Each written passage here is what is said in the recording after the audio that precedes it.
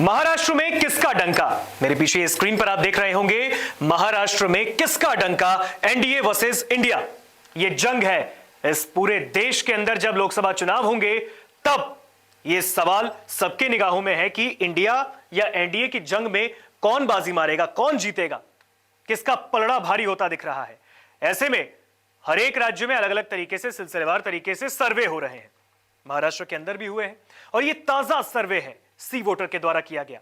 सी voter ने सर्वे किया है महाराष्ट्र के अंदर में, उस राज्य के अंदर में जहां पर फिलहाल बीजेपी की सरकार है, बीजेपी और शिंदे गुट की सरकार है महाराष्ट्र राज्य में। और ऐसे में इस सर्वे के अंदर बीजेपी को टेंशन मिल गई है। जी हां, सही सुना आपने।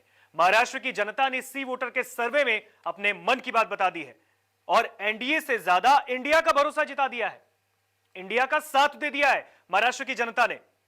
तो यह सवाल है आज कि महाराष्ट्र में किसका डंका बचेगा, वो हम आपको बताएंगे इस रिपोर्ट में। क्योंकि एनडीए और इंडिया की जंग जब 24 में होगी तब 125 करोड़ जनता अपनी सरकार चुनेगी और हर एक राज्य में, जैसे हमने आपको पहले ही बताया कि सर्वे हो रहे हैं।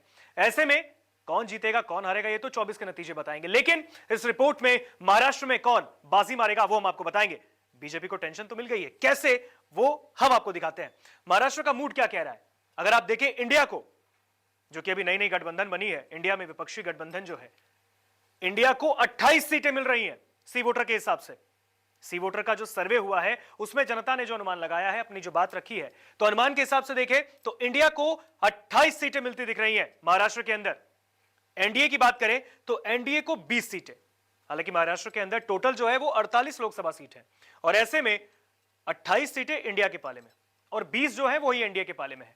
ऐसे में बीजेपी को टेंशन तो मिल गई है क्योंकि फिलहाल राज्य में उन्हीं की सरकार है। अब जब 24 के चुनाव नजदीक हैं और इस तरीके के नतीजे और अनुमान आ रहे हैं तो बीजेपी को टेंशन तो होगी। सी वोटर ने ये सर्वे किया है। हालांकि इंडिया को अगर देखें तो जो नया गठबंधन बना है, एमवीए के अंदर की जो दल है, जो राजनीतिक पार्टियां हैं, वो इसमें शामिल है। अगर आप देखेंगे तो उस वक्त इंडिया में जो 28 सीटें आई हैं, फिलहाल शरद पवार का गुट एनसीपी 2 भाग में बटा, शिंदे गुट और शिवसेना जो है वो 2 भाग में बटी, शिंदे गुट और उद्धव गुट में।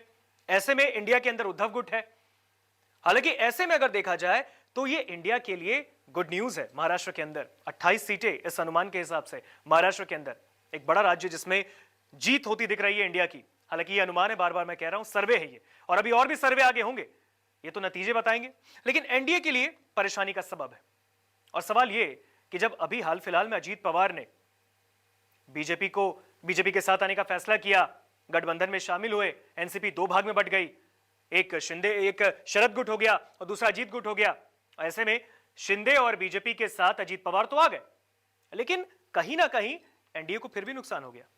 अगर आप इस सर्वे को देखेंगे तो बीजेपी जो कि 2019 के चुनाव में अपने दम पर 23 सीटें लेकर आई थी, वही आप देखेंगे तो यहां पर एनडीए को टोटली 20 सीट मिल रहे हैं। हालांकि उस वक्त गठबंधन अलग था, वो हम आपको बताएंगे। लेकिन अभी अजीत पवार के गुट के आने के बाद भी, शिंदे के गुट के आने के बाद भी एनडीए को महाराष्ट्र के अंदर झटका ही मिल रहा है। आगे बढ़ते हैं, ये हम आपको दिखाते हैं क्योंकि आपने ये आंकड़े देख लिए।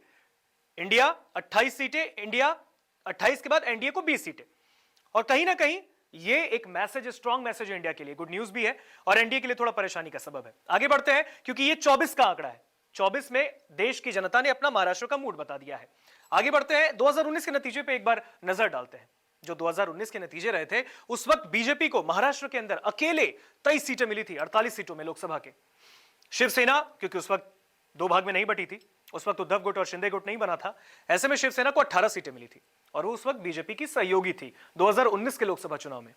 एनसीपी को देखें, वो भी 2 भाग में नहीं बटी थी, 4 लोकसभा सीट एनसीपी को मिली थी महाराष्ट्र के अंदर। कांग्रेस को 1 सीट, एआईएमआईएम असदुद्दीन ओवैसी की पार्टी को 1 सीट मिली थी और निर्दलीय भी 1 सीट मिल गए थे। तो ये 2019 के नतीजे हैं। लेकिन अगर ऐसे में देखें, जो कंपैरिजन किया जाए 2019 और 2024 को, तो कहीं ना कहीं बीजेपी को झटका ही लग रहा है। अगर एनडीए कुल मिलाकर एक साथ गठबंधन में आकर महाराष्ट्र में 20 सीटें लाता दिख रहा है अनुमान के हिसाब से, तो बीजेपी को तो 23 सीटें मिली थी 2019 में, तो कहीं ना कहीं झटका तो लग रहा है उन्हें। शिवसेना 18 2019 में 2 भाग में बटी। उद्धव गुट को अगर देखें तो फिलहाल उनके लिए गुड न्यूज है शिवसेना के अंदर, लेकिन शिंदे गुट के लिए परेशानी का सबब है। एनसीपी जो कि 2 भाग में बटी अजीत पवार और शरद पवार के गुट में, उसमें भी अगर देखें तो 4 सीट टोटल आई थी। अजीत पवार के एनडीए में शामिल होने के बाद से भी बीजेपी को ज्यादा फायदा होता नहीं दिख रहा है महाराष्ट्र के अंदर। कांग्रेस को 1 सीट मिली थी। फिलहाल कांग्रेस के लिए भी गुड न्यूज है इंडिया के अंदर में, क्योंकि कांग्रेस एक बड़ी पार्टी है इंडिया के अंदर। एआईएमआईएम को 1 सीट मिली और निर्दलीय को 1। तो कहीं ना कहीं ये कंपैरिजन है, ये 2019 के नतीजे हैं। ये आप देख के खुद समझ गए होंगे कि महाराष्ट्र की जनता क्या चाह रही है।